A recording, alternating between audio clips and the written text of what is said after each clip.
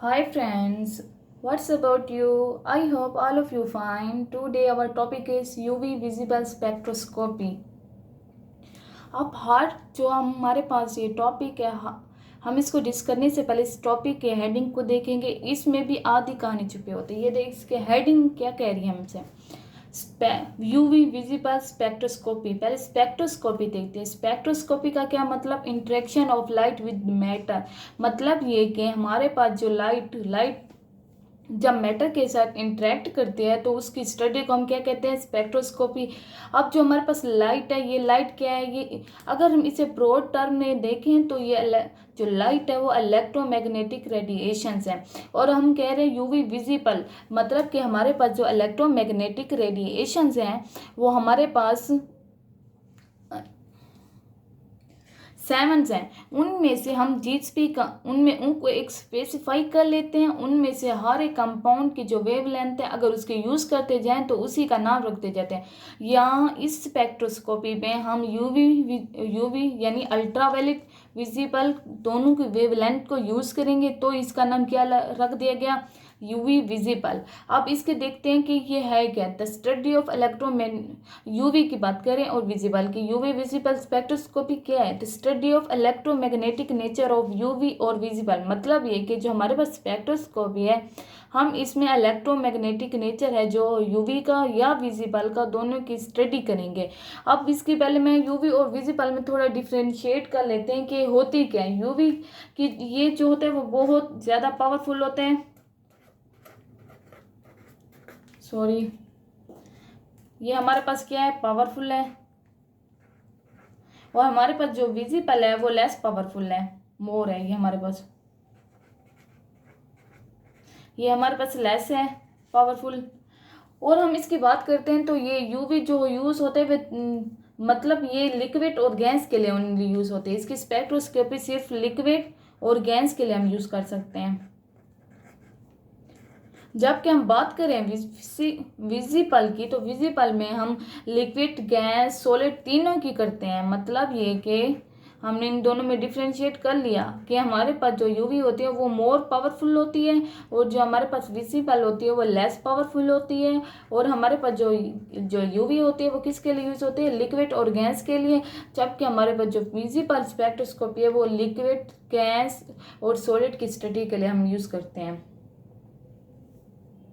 अब बात करते हैं यूवी स्पेक्ट्रोस्कोपी। यूवी मतलब अल्ट्रावायलेट स्पेक्ट्रोस्कोपी। अब अल्ट्रावायलेट स्पेक्ट्रोस्कोपी क्या है? Ultraviolet spectroscopy is concerned with the study of absorption of UV radiation या ultraviolet radiation which range from 200 to 400। मतलब ये कि हम इस स्पेक्ट्रोस्कोपी में उसकी स्टडी करेंगे जिनकी जो वेव लेंथ है वो 200 to 400 तक है। और जिनकी वेव लेंथ 200 to 400 है उसे हम क्या कहते हैं? अल्ट्रावायलेट या यूवी कहते हैं। अब इसे हम also called the electronic spectroscopy. मतलब यूवी या अल्ट्रावायलेट में हम क्या करते हैं? इलेक्ट्रॉन की स्टडी करते हैं। जब भी किसी मैटर पर लाइट पड़ती है तो उस पर इलेक्ट्रॉन ऑक्साइड होते हैं या डीऑक्साइड। इसमें एटम कोई नहीं इन्वॉल्व होते, इसलिए यहाँ सिर्फ इलेक्ट्रॉन इन्वॉल्व होते हैं स्पेक्ट्रोस्कोपी में और इसकी स्टडी करते हैं। मतलब एक्साइटेशन जो होती है वो सिर्फ इलेक्ट्रॉन की वजह से होती है। तो हम इसे यूँ कहते हैं कि ये इलेक्ट्रॉनिक स्पेक्ट्रोस्कोपी है। अब इस तरह हम बात करते हैं कि हमारे पास जब भी हम मैटर के ऊपर लाइट पड़ती है तो क्या होता है। देखिए, valence electron absorb the energy. जो लाइट होती है, लाइट में इलेक्ट्रोमैग्नेटिक रेडिएशन होते हैं। जो इलेक्ट्रोमैग्नेटिक रेडिएशन है ये एक सोर्स ऑफ एनर्जी होते हैं। जब भी ये मैटर पर पड़ते हैं तो वैलेंस इलेक्ट्रॉन जो होते हैं वो एनर्जी एब्जॉर्ब कर लेते हैं। Thereby molecules undergo transition from ground state to excited state. मतलब कि जो वैलेंस इलेक्ट्रॉन्स होते हैं वो क्या करते हैं, उन पर जब लाइट पड़ती है, इलेक्ट्रोमैग्नेटिक रेडिएशन पड़ती है तो वो एनर्जी एब्जॉर्ब करते हैं और वो एक्साइट होते हैं lower energy state to higher energy state. और this absorption characteristic and depend upon the nature of electron present. मतलब ये जो हमारी एब्जॉर्प्शन हुई है ये इलेक्ट्रॉन पर डिपेंड करती है कि इलेक्ट्रॉन कितनी एब्जॉर्ब करता है, वो किस किस्म का इलेक्ट्रॉन होगा, वो किस तरह। अब कुछ इलेक्ट्रॉन होंगे वो कम रेडिएशन एब्जॉर्ब करेंगे और कम एक्साइटेशन शो करेंगे, और कुछ इलेक्ट्रॉन जो होंगे वो ज़्यादा एक्साइटेशन शो करेंगे। अब हम देखते हैं कि हमारे पास इलेक्ट्रॉन कितनी किस्म के, जब वो कह रहे हैं कि नेचर ऑफ इलेक्ट्रॉन, हम नेचर के बाद हम उसकी देखते हैं कितने। अब हमारे पास जो अल्फा इलेक्ट्रॉन्स हैं क्या है, ये सैचुरेटेड कंपाउंड में होते हैं, मतलब जहाँ सिंगल बॉन्ड होता है। हमारे पास ये देखिए ये कार्बन कार्बन सिंगल बॉन्ड है, ये हमारे पास सैचुरेटेड है। यहाँ हमारे पास अल्फा इलेक्ट्रॉन्स होंगे। जब हम बीटा की बात करते हैं तो बीटा में क्या होता है, डबल इलेक्ट्रॉन, मतलब यहाँ पाई इलेक्ट्रॉन, पाई बॉन्ड मौजूद होता है, पाई बॉन्ड की वजह से पाई इलेक्ट्रॉन होते हैं, और ये अनसैचुरेटेड में हम कंपाउंड्स में मौजूद होती है। इस तरह हम इलेक्ट्रॉन एन इलेक्ट्रॉन्स की बात करते हैं तो ये क्या है, compound in non bonding electron, मतलब जो लॉन पेयर, नॉन बॉन्डिंग कौन से होते हैं, हमारे पास लॉन पेयर होते हैं। हमारे पास जो लोन पेयर होंगे, उन जो लोन पेयर होंगे जब उनकी स्टडी करेंगे तो वो इलेक्ट्रॉन, जो लोन पेयर वाले इलेक्ट्रॉन जो हमारे कंपाउंड्स होंगे वो क्या करेंगे, एन इलेक्ट्रॉन ट्रांजिशन शो करेंगे। तो हमारे पास 3 टाइप्स ऑफ इलेक्ट्रॉन्स होगी। अब देखते हैं कि हमारे पास जो यूवी विजिबल स्पेक्ट्रोस्कोपी इसकी रेंज क्या है, ये देखें। अब विजिबल की तो बात हो रही है, हमारे पास जो विजिबल स्पेक्ट्रोस्कोपी है उसकी रेंज कितनी है, 400 to 800। और यही जो हमारे पास जो रेंज है ये वेवलेंथ की, ये हमारी आइज़ पे यही वेवलेंथ यूज़ करती है, मतलब देख सकती है। इसी रेंज में हमारी जो आइज़ है वो देख सकती है वेवलेंथ, इससे आगे वाली भी वेवलेंथ नहीं देख सकती, इसके पीछे वाली भी वेवलेंथ नहीं देख सकती, इसलिए इनका नाम क्या रखा गया, विजिबल। मतलब कि हमारी जो आँख है वो इतनी वेवलेंथ और विजिबल। अब यहाँ हम देखते हैं यहाँ पर यूवी अल्ट्रावायलेट, अल्ट्रावायलेट की जो वेवलेंथ है वो कितनी है, 200 टू हमारे पास 400 है। ये 400 तक जो होती है ये अल्ट्रावायलेट वाले की ये होती है। मतलब जो अल्ट्रावायलेट रेडिएशन होती है उनकी जो वेवलेंथ होती है वो होती है, मतलब हम यहाँ लिख देते हैं 200 to 400 नैनोमीटर। ठीक है, इस तरह से बात करते हैं। और जब यहाँ मैं बात करी थी ये 200 to 800 जो है ये क्या है, ये है टोटली यूवी और विजिबल की रेडिएशन, मतलब अल्ट्रावायलेट प्लस विजिबल रेडिएशन की जो वेवलेंथ है वो कितनी है, 200 to 800 नैनोमीटर। मतलब इस स्पेक्ट्रोस्कोपी में जो हम स्टडी करेंगे वो कौन सी करेंगे, 200 to 800 तक जो स्टडी करेंगे। अब इसका प्रिंसिपल देखते हैं। अब देखिए प्रिंसिपल क्या कह रहे थे, electrons on the observation of suitable wavelength of energy get excited and, मतलब ये कि हमारे जो इलेक्ट्रॉन होंगे वो अपनी सूटेबल एनर्जी लेंगे रेडिएशन से और क्या करेंगे, एक्साइटेशन शो करेंगे। एक्साइटेशन के बाद फिर क्या होगा, and there absorption is recorded by wavelength, मतलब कि हमारी जो एक्साइटेशन जो भी हुई है वो हम ग्राफ की सूरत में लेंगे। ये देखिए हम यहाँ पर क्या लेते हैं, यहाँ एब्जॉर्प्शन लेंगे कि हमारे पास कितनी एब्जॉर्प्शन हुई थी।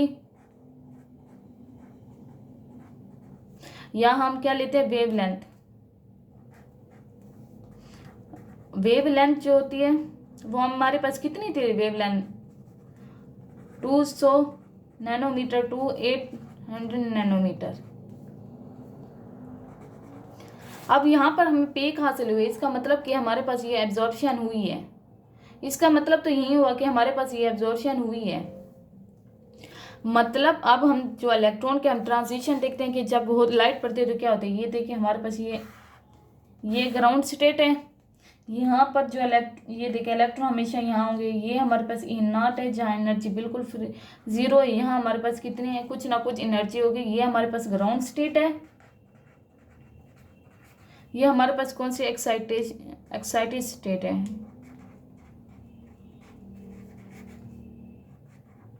ये हमारे पास एक्साइटेड स्टेट है। हम देखते हैं कि जब भी लाइट कोई भी पड़ती है तो क्या होता है, ये देखें जब यूवी इलेक्ट्रोमैग्नेटिक रेडिएशन पड़ती हैं तो क्या होती हैं, कोई भी वेवलेंथ की जब रेडिएशन पड़ती है जो इलेक्ट्रॉन क्या करते हैं, एक्साइट कर देता है ऊपर की तरफ, तो यहाँ पर इसकी एनर्जी बढ़ जाती है। इस तरह जब इसने क्या किया, एक्साइटेशन शो की, और इस तरह ये जो इलेक्ट्रॉन वापस यहाँ आएगा तो इसका मतलब इसने कुछ एनर्जी रिलीज की होगी।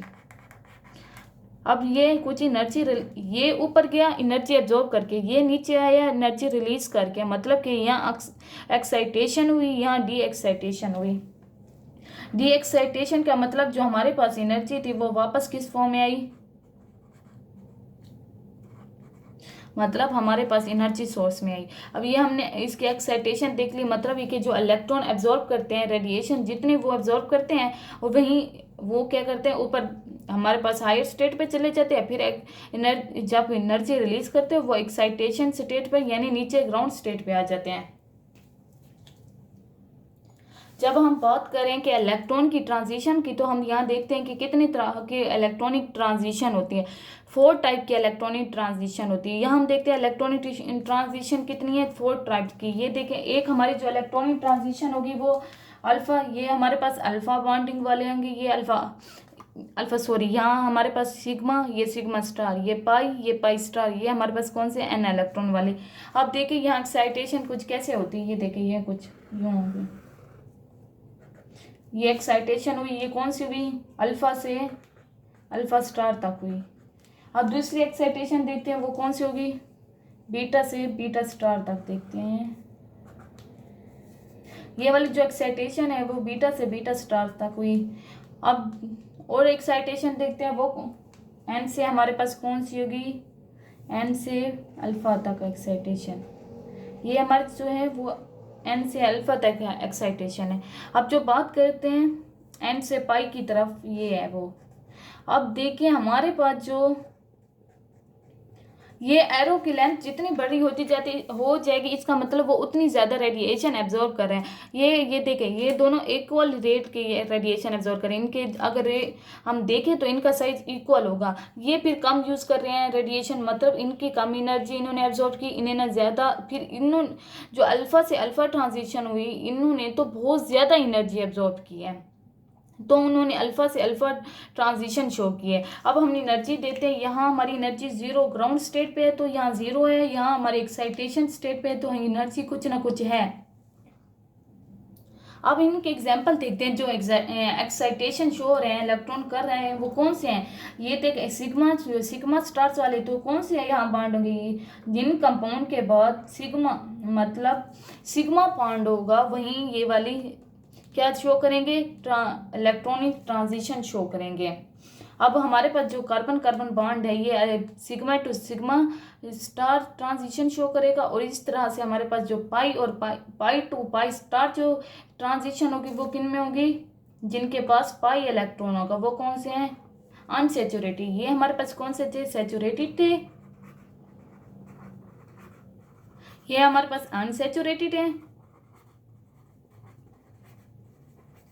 और हम इसकी देखते हैं, अब एन में कौन से हम पीछे डिस्कस किए थे, जिनके पास लोन पेयर होते हैं। अब यहाँ पर वो डिस्कस करेंगे जिनके पास सिग्मा वाले बॉन्ड भी हो और लोन पेयर भी हो। तो यहाँ पर कौन सी एग्जांपल लेंगे, ये देखें हमारे पास ये एग्जांपल हो गई, ये देखें एन के पास लोन पेयर है, ये क्या, ये लोन पेयर भी और सिग्मा बॉन्ड भी, यानी तो ट्रांजिशन होगी वो एन लोन पेयर एन से लेकर सिग्मा स्टार तक होगी। अब यहाँ पर जो हम ट्रांजिशन देखते हैं वो कौन सी होती है, यहाँ पर भी देखें ऑफकोर्स वो पाई मतलब एक्साइटेशन शो रहे, तो यहाँ पर पाई बॉन्ड भी होना जरूरी है।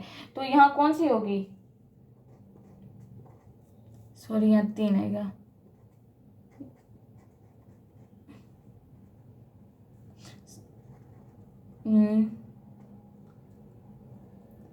ये हमारे पास पाई बॉन्ड भी आ गए और ये लोन पेयर भी आ गया। जो हमारे पास यहाँ ट्रांजिशन हो रही है वो कौन सी हो रही है, वो हमारे पास हो रही है एन, यानी लोन पेयर भी है और पाई वाला भी है, यानी 2 बॉन्ड है। तो ये हमारी ट्रांजिशन हो रही है वो एन से पाई तक होती है। हम देखते हैं इनकी एनर्जी स्टेट, मतलब इनकी एनर्जी कितनी है, मतलब सबसे ज़्यादा एनर्जी जो होगी वो किसकी होगी, हमने देखा इनका जो एरो वो बहुत बड़ा है तो इसकी एनर्जी सबसे ज़्यादा होगी। जो sigma two sigma star transition होती है उनकी एनर्जी बहुत ज़्यादा होती है। इस तरह हम बीटा की देखते हैं तो बीटा की इससे कम होगी, तो इससे भी कम है। फिर हम देखते हैं एन टू सिग्मा, तो उससे भी जो सिग्मा से सिग्मा स्टार तक हुए है वो एन टू सिग्मा स्टार उससे भी कम होगी। फिर हम देखते हैं एन टू पाई स्टार, वो बहुत कम है। तो ये इनकी एनर्जी वैल्यू है, मतलब जो हमारे पास जितनी भी एनर्जी यहाँ पर एनर्जी मतलब इनकी जो ये एनर्जी वैल्यूज़ हैं इनकी, मतलब सबसे ज़्यादा सिग्मा फिर पाई, ये हमें याद करनी पड़ेगी। सिग्मा टू, अगर एमसीक्यूज या क्वेश्चन में आ जाते हैं इनकी एनर्जी क्यों ज़्यादा होती है, क्योंकि यहाँ पर इनकी ट्रांजिशन बहुत ज़्यादा हुई है, फिर इनकी कम हुई है, इनकी और ज़्यादा कम हुई है, फिर इसकी कम हुई, इस लिहाज से इसकी एनर्जी भी कम होती जा रही है। जैसे कि हम यूवी स्पेक्ट्रोस्कोपी देखते हैं तो यहाँ पर क्या हो रही है, बहुत ज़्यादा एब्जॉर्प्शन हो रही है। तो एब्जॉर्प्शन हो रही है तो यहाँ पर कौन सा लॉ अप्लाई हो रहा है, बीम बेयर लॉ अप्लाई हो रहा है। मतलब यहाँ पर हम देखेंगे बीम बेयर लॉ क्या होता है स्पेक्ट्रोस्कोपी में, the absorption are depend upon concentration friction of incident particle directly proportion molecular concentration of solute. मतलब ये कि हमारे पास जो एब्जॉर्प्शन होगी वो जितना ज़्यादा हम कंसंट्रेशन करते जाएंगे हमारे पास जो एब्जॉर्प्शन है वो बढ़ती जाएगी। मतलब ये कि कंसंट्रेशन किसे कहते हैं, मतलब ये कि हमारे पास एक हम देखें, हम टैंक जो शरबत बनाते हैं उसमें अगर हम तो टैंक है वो ज़रूरत से ज़्यादा डालते हैं वो कंसनट्रेटेड हो जाता है, मतलब बहुत ज़्यादा गहरा कलर आ जाता है। अगर हम वहीं जो सोल्यूशन है हम उसमें टैंक कम डालेंगे तो वो हमारे पास क्या होगा, डिल्यूट सोल्यूशन होगा। तो यहाँ क्या कह रहे हैं कि कंसनट्रेटेड फ्रिक्शन मतलब ज़्यादा कंसनट्रेशन मतलब ज़्यादा एब्जॉर्प्शन होगी, कंसनट्रेटेड सोल्यूशन मतलब ज़्यादा अमाउंट में उसमें सोल्यूट पार्टिकल है। अब इसका जो हमारे पास ये देखिए ये फार्मूला बीम पेयर लॉ का, ये जो हमारे पास क्या है एब्जॉर्बेंस है, ई क्या है हमारे पास एब्जॉर्बेटिव कॉन्स्टिटेंट है और इसे हम मोलर कॉन्स्टिटेंट भी कहते हैं। मतलब ये कि इन जितनी इन्होंने एब्जॉर्प्शन शो की वो उसी एब्जॉर्प्शन कॉन्स्टिटेंट यूज़ करते हैं। ये हमारे पास कंसंट्रेशन है सॉल्यूट की और ये हमारे पास ये पेथ लेंथ है। मतलब पेथ लेंथ किसे कहते हैं, वो बॉक्स, वो सेल, वो कंपार्टमेंट जहाँ पर हमने रख कर जो कंपाउंड की स्टडी कर रहे हैं तो उसे हम पेथ लेंथ कहते हैं। जहाँ से रख कर उसे रेडिएशन गुजारी थी वहीं जो हमारे पास कंपार्टमेंट होगा उसे हम क्या कहेंगे, पेथ लेंथ। अब हम देखें जैसे कि हम वेल लेके देख चुके हैं कि इसमें क्या होता है। फिर हम देखते हैं क्रोमेटोफोर। जिस तरह हमारे पास फंक्शन ऑर्गेनिक कंपाउंड में फंक्शनल ग्रुप होता है कंपाउंड को डिफ्रेंशिएट करने के लिए, इस तरह हमारे पास ये जो स्पेक्ट्रोस्कोपी है उसमें क्रोमेटोफोर्स होते हैं। ये डिफ्रेंशिएट कहते हैं कि हमारे पास किस रीजन में कितनी एब्जॉर्प्शन हुई। ये क्रोमेटोफोर क्या होते हैं, असल में ये कलर कैरियर होते हैं। मतलब ये किसी कंपाउंड में रंग रखने वाली सलियत इन्हीं की वजह से होती है, यही कलर लेकर आते हैं। अब जो एब्जॉर्प्शन होगी जो भी लाइट, जिस लाइट में एब्जॉर्प्शन होगी तो हमें जिस कलर में, तो हम कहेंगे इस लाइट की वेव लेंथ जो इतनी है तो यहाँ एब्जॉर्प्शन ज़्यादा हुई है तो इस कंपाउंड की वेव लेंथ कितनी हुई, इतनी हुई। तो क्रोमेटोफोर क्या करते हैं, the group of atom which are responsible for the colour in a compound. ये कंपाउंड में कलर के रिस्पॉन्सिबल होते हैं और ये हमारे पास स्पेक्ट्रोस्कोपी में कैसे हेल्प करते हैं, क्योंकि स्पेक्ट्रोस्कोपी में इस तरह से हेल्प करते हैं कि जहाँ पर जिस लाइट को ज़्यादा एब्जॉर्ब किया जाता है तो हम कहते हैं इस लाइट की इतनी एब्जॉर्प्शन है। और लाइट जो हमारे पास होते हैं वो कलरफुल होती है और कलर किस वजह से होते हैं, क्रोमेटोफोर की वजह से होते हैं। और हम एक्सोक्रोम को देखते हैं, एक्सोक्रोम क्या, क्रोमेटोफोर के हमसाए होते हैं, मतलब इनके नेबर्स होते हैं। और जो हमारे पास जो जैसे कि मैंने शरबत वाली बात की कि हमारे पास कंसनट्रेटेड गहरा कलर हो जाता है। अब मतलब यानी हमारे पास एक कलर होता है, जैसे कि हमारे पास रेड कलर, इसमें बहुत सारे शेड्स होंगे, नेवी ब्लू, अब ब्लू की बात कर ले, नेवी ब्लू, स्काई ब्लू, बहुत सारे कलर आ जाते हैं। इस तरह एक्सोक्रोम भी क्या करता है, जो हमारे पास क्रोमेटोफोर कलर दे रहा है उसमें भी डिफरेंट कलर दे देता है। मतलब उसकी हमारे पास क्या दे देता है, डिफरेंट, मतलब एक कलर की 3-4 शेड बना देता है। वो जो शेड्स बने हैं वो किसकी वजह से बने हैं, एक्सोक्रोम की वजह से। इसका मतलब विच इफेक्ट है क्रोमेटोफोर, मतलब क्रोमेटोफोर के इफेक्ट को या तो ज़्यादा करेगा या तो कम करेगा। ज़्यादा करेगा तो डार्क कलर, अगर कम करेगा तो लाइट कलर रहेगा। जिस तरह हम रेनबो को देखते हैं, रेनबो में क्या होता है, हमारे पास 7 कलर्स की रेनबो होती है। अब देखिए कोई कलर ज़्यादा होता है क्योंकि उसकी वेवलेंथ ज़्यादा होती है हम कहेंगे, और जो नैरो, जिनकी वेवलेंथ जो हमें नैरो नज़र आते हैं, जिनकी बैंड नैरो होती है, इसका मतलब जो उनकी वेवलेंथ है वो क्या है, बहुत कम है। अब इसका हम ग्राफ देखते हैं, स्पेक्ट्रम के देखते हैं कि जब हमने लाइट पास की किसी सैंपल में से तो उसके पीक निकले वो क्या है। ये देखिए हमारे पास ये पीक है और ये हमारे पास जो ऊपर की तरफ जा रहे हैं, मतलब ये कितनी इंटेंस है, मतलब ये हमें बता रहे कि कितनी ज़्यादा एब्जॉर्ब हुई है। और ये हमारे पास क्या होगा, लैम्डा मैक्स, मैक्सिमम एब्जॉर्प्शन हुई है। और हमारे पास ये कौन सी 200 to 800, मतलब कौन सी वेवलेंथ है, ये हमने पढ़ी है कि जो हमारे पास कौन सी थी, यूवी और विजिबल है, उनकी वेवलेंथ कितनी थी, 200 to 800। और हमारे पास जो यहाँ तक बात करते हैं, ये हमारे पास 400 है, तो यहाँ तक कौन सी थी हमारे पास, ये हमारे पास यूवी वाली हैं। अब देखते हैं हमारे पास यहाँ बहुत सारी टर्मिनोलॉजीज आते थे, हम उनको मैं आपको क्लियर करने की कोशिश करती हूँ। अब देखें, अगर हमारे पास कोई ऐसे, अगर हमारी पीक इस तरफ आ जाती है, मतलब पीक इस तरफ बहुत ज़्यादा आ जाती है, इसका मतलब क्या है, हमारे पास पैथोक्रोमिक शिफ्ट हुआ है, मतलब रेड शिफ्ट हुआ है, मतलब उनकी जो हमारे पास एब्जॉर्प्शन हुई है वो ज़्यादा हुई है।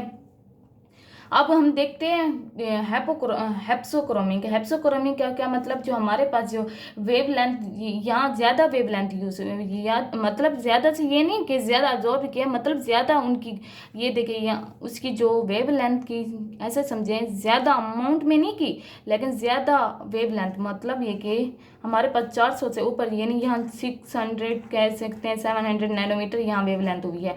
यहाँ हम जब बात करते हैं ये 400, मतलब कम जो वेव लेंथ है ना, उसके अंदर ये क्या कर रहे हैं, ये शिफ्ट कर रही है। अगर ये शिफ्ट कम वेव लेंथ की तरफ होती है तो उसे हम क्या कहते हैं, हेप्सोक्रोमिक शिफ्ट।